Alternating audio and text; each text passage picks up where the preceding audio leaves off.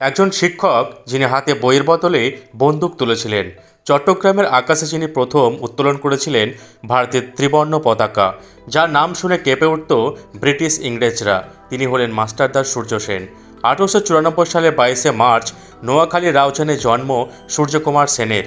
Chittagong national কলেজে শিক্ষকতা করতেন, তাই সবাই তাকে ডাকত মাস্টারদা। দেশপ্রেম ছিল তার রক্তে, তিনি বিশ্বাস করতেন স্বাধীনতা ছাড়া শিক্ষা অসম্পূর্ণ। 1930 সালে 18 এপ্রিল রাতেই তিনি নেতৃত্ব দেন ইতিহাসের সাহসী অভিযানে চট্টগ্রাম অস্ত্রাগার লুণ্ঠন। ব্রিটিশ পতাকা নামিয়ে মাস্টারদা উত্তোলন করেন ভারতীয় পতাকা, কিন্তু 1933 সালে ব্রিটিশদের হাতে ধরা পড়েন মাস্টারদা। 1934 সালের 12 জানুয়ারি চট্টগ্রাম কারাগারে তাকে ফাঁসি দেওয়া হয়।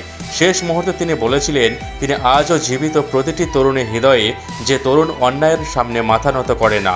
মাস্টারদা সূর্য সেন চট্টগ্রামের বীর, ভারতের গর্ব।